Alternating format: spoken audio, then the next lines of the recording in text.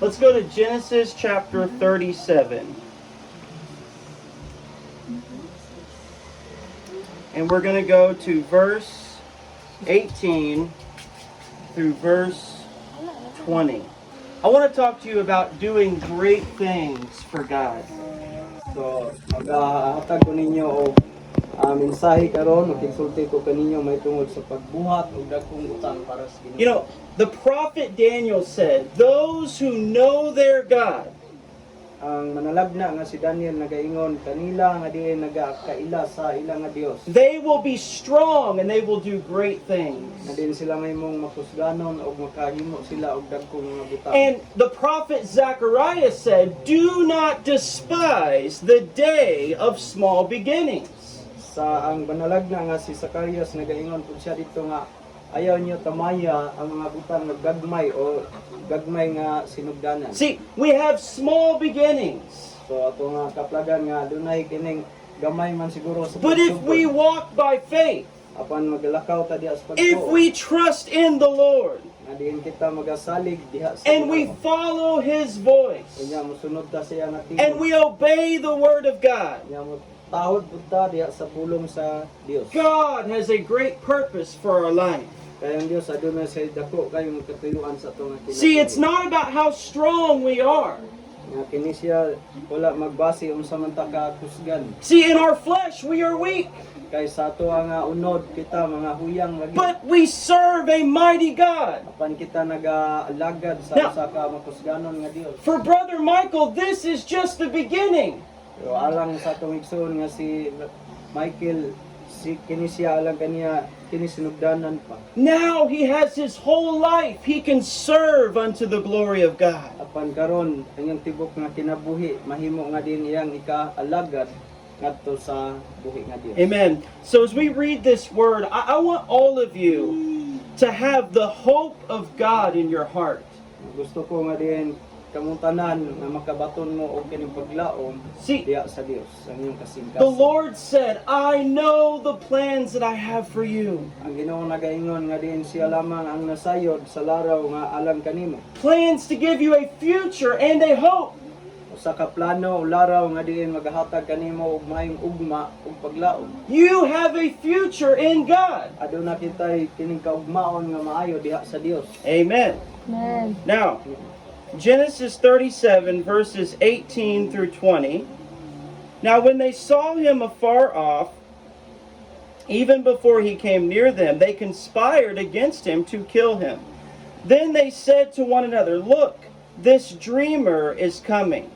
Come, therefore, let us now kill him and cast him into some pit, and we shall say, some wild beast has devoured him. We shall see what will become of his dreams. Sa Genesis 37:18 ngadto sa 20, apan siya hingkit-an nila didto sa halayo ug sa wala pa siya moabot kanila na nagsabot sila batok kaniya sa pagpatay kaniya 19 ug na nag-ingon ang usa ug usa kanila aniya karon nagapadulong nganhi kining hinamgo 20 busa moadto kita og patsyon nato siya ug ihulog nato siya sa usa ni anang mga gahong ug ingnon ta lamang unya may usa ka mananap nga mapintas nitugog kaniya ug tan-awon ta kung unsa ang madangat sa iyang mga damgo. Amen. Sumagampo ta, Father. I just ask you right now, Lord, that you will anoint your word, Father, anoint Pastor Mike, myself, and every person here, God.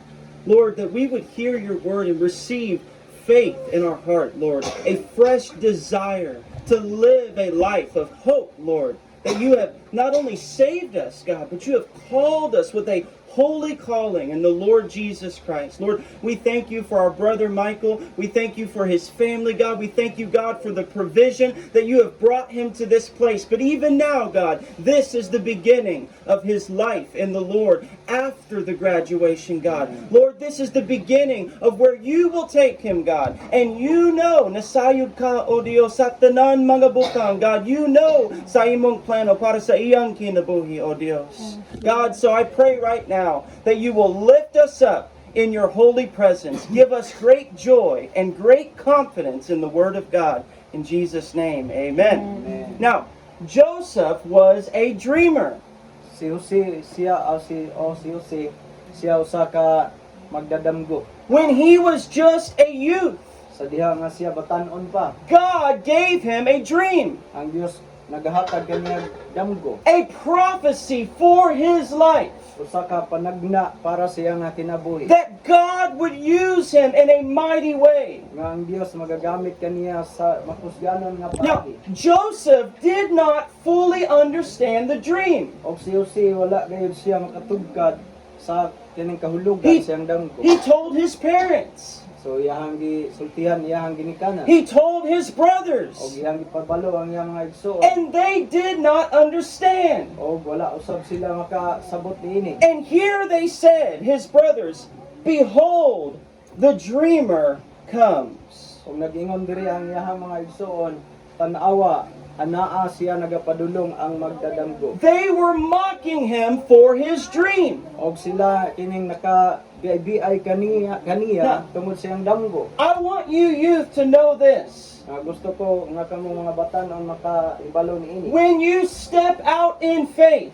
Sa diha nga ikaw mutikang diha sa pagtuo. when you believe God for great things, Sa diha nga ikaw mutuo sa Dios sa dagkong mga butang. not everyone will be there to encourage you. Nga dili tanan gayud nga diin maga kinang dasig kanimo. Not everyone will support what God is doing in your life. So dili tanan nga diin mo paluyo. So unsa man ang pagabuhaton sa Dios imong kinabuhi. But your life belongs to God. Apan ang imong kinabuhi iya man na sa Dios. Joseph's brothers did not give him this dream. O din ang kining mga igsoon ni Jose wala man maghatag kaniya niining mga damgo. His parents did not give him the dream. O din usab ang iyahang mga ginikanan wala usab maghatag niining mga damgo. Pero Jose. gikan sa Dios. Apan ang maong damgo gikan gayud sa Dios. Now, it said they wanted to kill him. So nagingon siya nga din ug sila gusto nga mupatay kaniya. And they said, we will throw him into a pit. Kung nagingon sila og ilang ihulog siya ngadto sa gahom. And we will see what will become of his dream. Og nagingon sila og atong tanawon og unsa may dangatan sa iyaha nga gidamgo. Now, when we receive a dream from God, Sa diha nga kita makadawat og damgo gikan sa Dios. God, I want to do great things for you. Adin gusto nato nga din mohimo tagdag tong mga butang alang sa kaniya. But the dream is not without trial.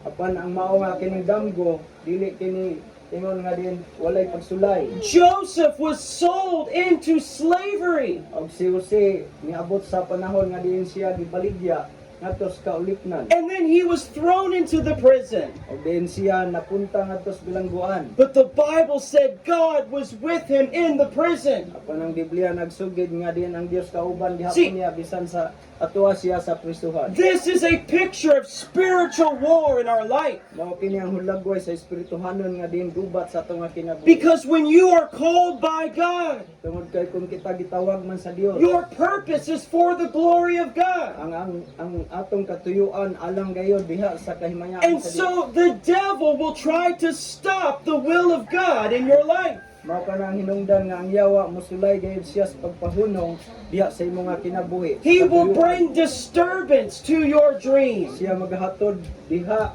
o kini mga pagdisturbo diha sa mao nga damgo niya. To frustrate the purposes of God. Aron nga diin siya mahimo nga diin mawad-an na siya paglaom sa katuyuan sa Ginoo. But if you remain faithful, Apan kung kita magpabilin nga matinud-anon, God will accomplish His purpose in your life. apan ang Dios siya gayon magatuman o magahuman gayon sa katuyuan niya sa imong kinabuhi. Let's go to Philippians chapter 1, Filipos kapitulo 1. verse 6.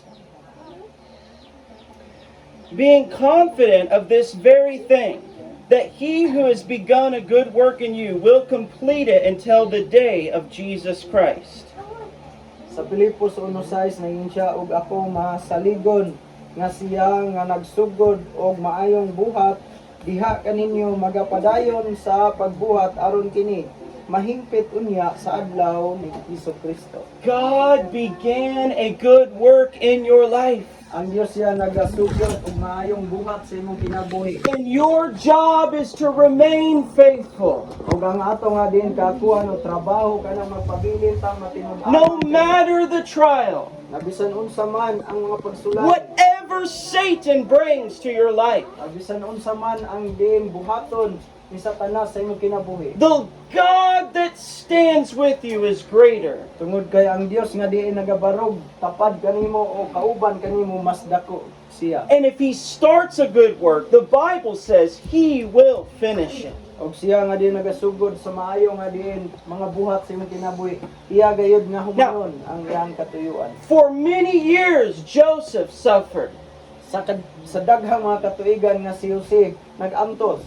But God raised him to the palace. Apan ang Dios nagabangon kaniya o nagadala kaniya ngadto sa palasyo. God fulfilled his dream. Ang Dios siya naga kining tuman sa iyahang damgo nga gihatag sa Ginoo nga Because kaniya. God always fulfills his word in our life. Tungod kay ang Dios kanunay gayud niya nga See- tumanon ang iyang pulong manhi sa atong kinabuhi. Paul told Timothy, Si Pablo nagasulti kang Timoteo. he said, go to war by the prophecy that you have received. Ingon siya nga din lakaw o din pasidan-i o din buhata unsa man ang imuha nga nadawat nga panagna gikan sa Dios. You have a word from God, So dunay tay pulong gikan sa Ginoo. and you must fight with that word. O kinahanglan natuan ni nga dili pakigbisog ang mao nga pulong. Panahon niya, kita makik-away sa maayong pag-away sa pagtuo.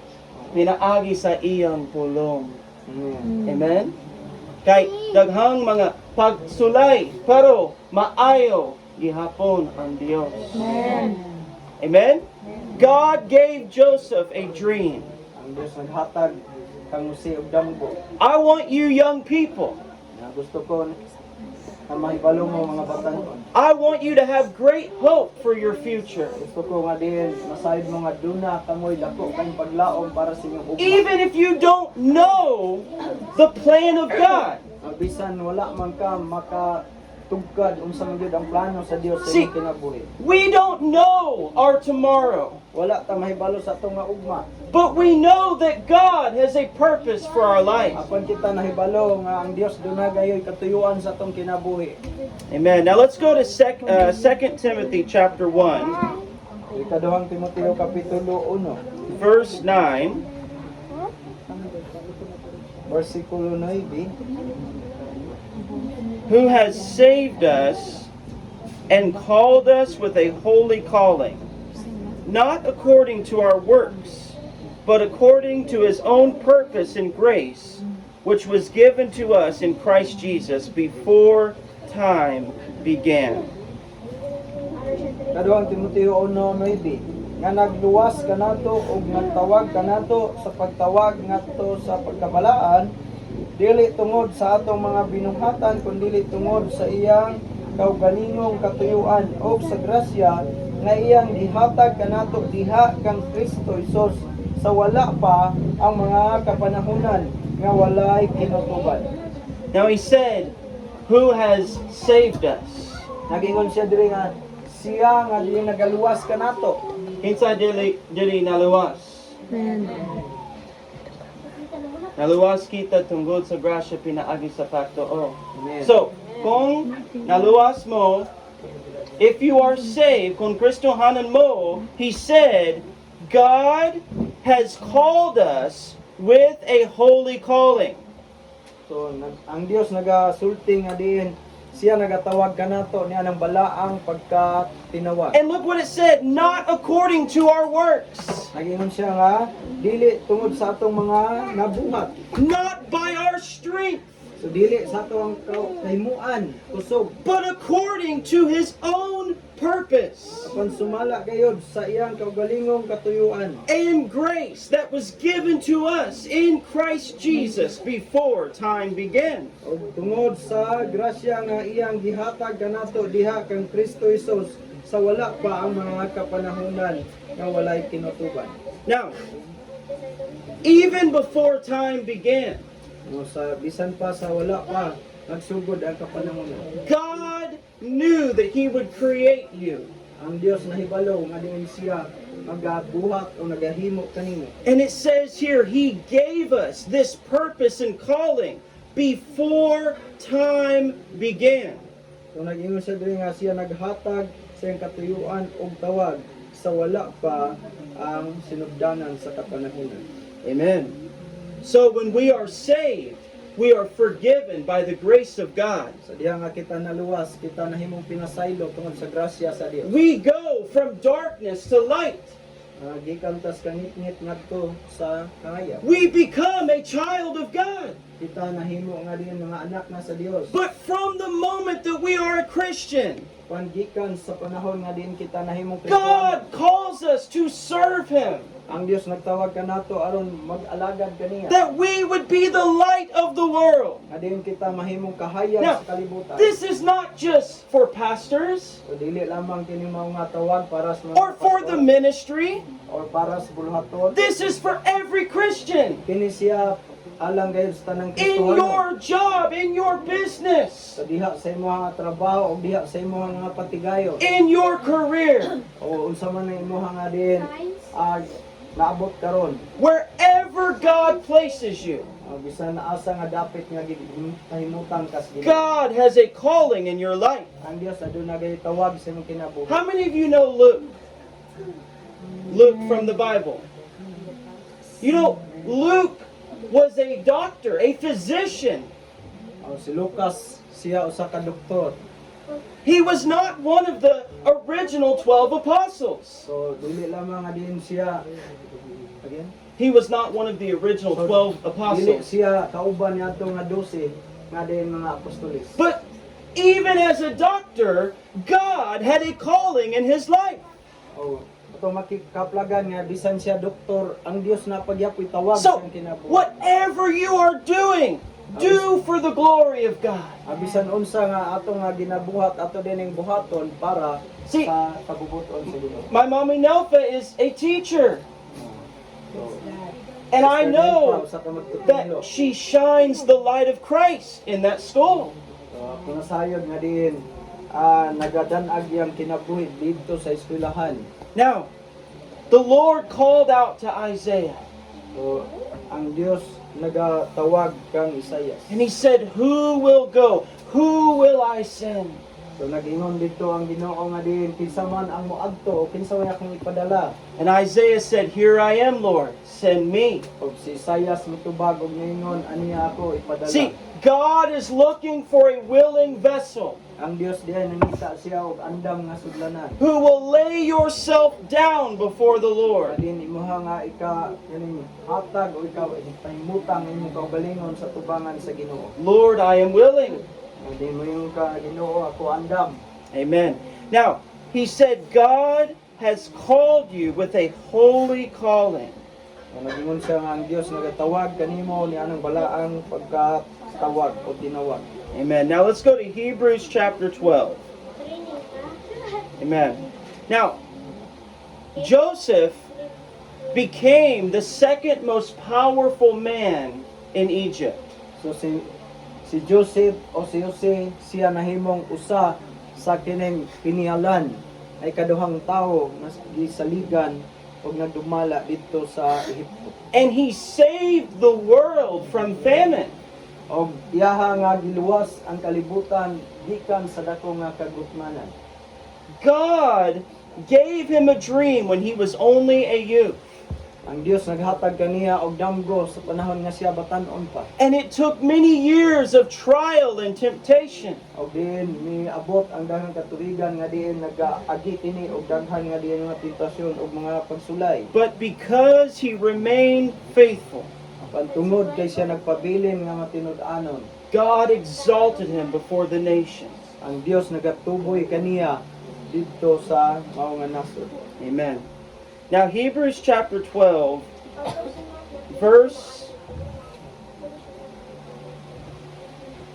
1 and verse 2. I'll let Pastor read the Messiah. Hebrehanon 12:1 og 2. Busa sanglit ginalibutan man kita sa ingon kamabagang panganod sa mga saksi, iwaklita ang tanang kabugat o ang sala nga nagpiit paglikos kanato og dalaganon ta nga malahutayon ang lumba nga atong ginaapilan. Dos, nga magatutok kang Hesus nga mao ang mag-uugmad ug maghingpit sa atong pagtuo. Nga tungod sa kalipay nga gibutang sa iyang atubangan miantos sa cross sa walay pagsapayan sa pagka makauulaw niini ug karon nagalingkod siya diha sa tuo sa trono sa Dios. Now the Bible says to run the race with endurance. So ang Biblia nagasulti nga atong daganon ang lumba. Daghang mga tao that start the race but they do not finish. So daghang mga tawo nga ning sugod, iguro sila ning sugod sa lumba pero wala sila muhuman. Because they become weary. Tungod kay di sila gikapuyan. They become disqualified. And then wala na sila madawat. Now look what he said. Lay aside the weight and the sin.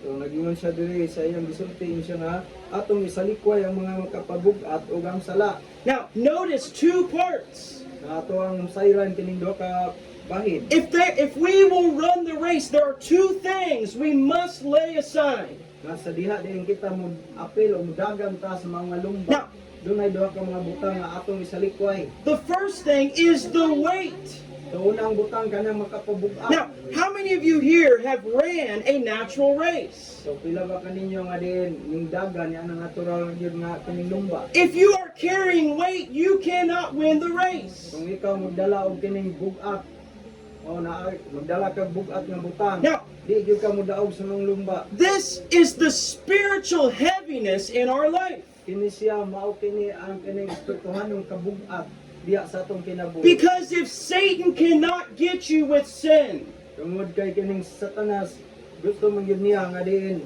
ikaw kining dili ka mahigawa sa imong sala. the next best thing is to make you heavy so that you don't finish the race. So mao nga iyaha nga din buhaton ang sunod nga butang nga pabugatan ka para dili gyud ka makahuman sa lumba.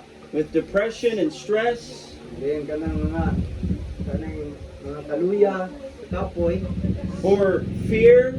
then kahadlok, talaw. But he said to lay aside every weight. So nagingon siya nga din, nalan atong isalikway ang tanang makapabugat. And the sin which so easily traps us. O ang sala nga din sayon nga nagalikos ka nato.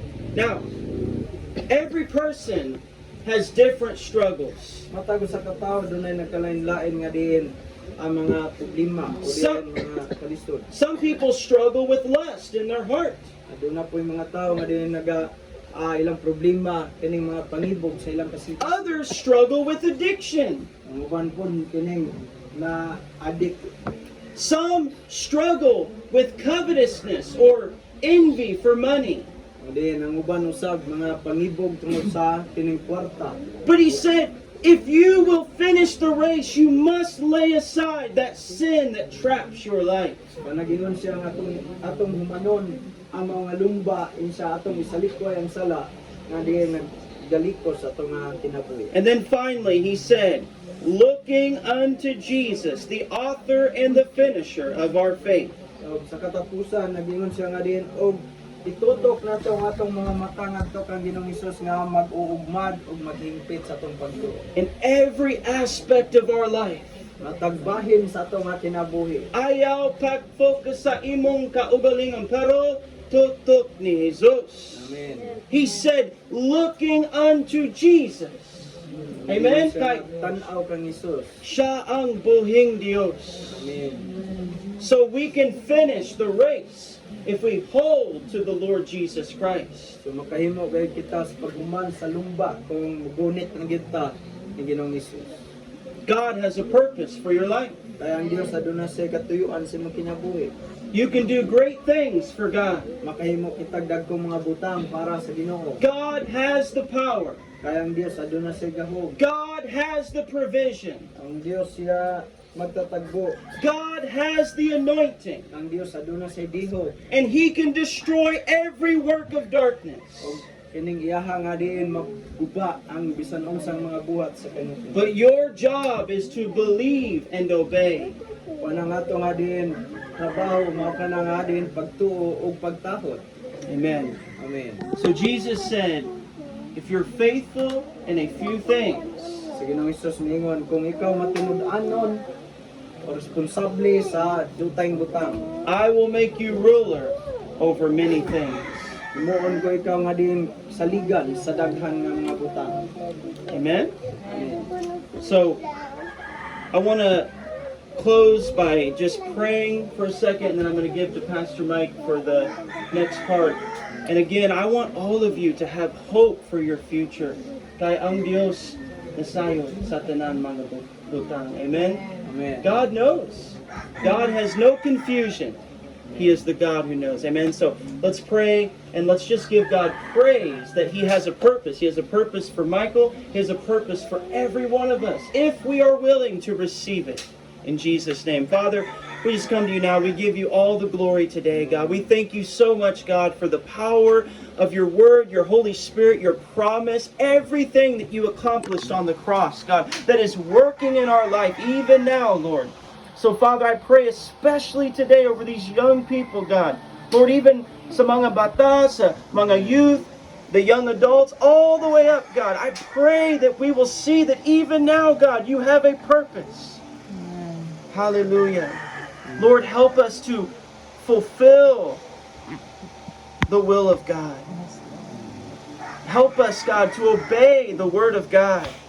Lord, give us a fresh hunger that we could say with truth, Giohao sa presensya mo, that we could wake up every day and say, God, I'm thirsty for your presence. I'm thirsty for the word of God. Oh, I'm willing, oh God, to serve you. But I need your strength in my life. God, I just give you all the glory today. In the name of Jesus. Amen. Amen. Pastor Mike.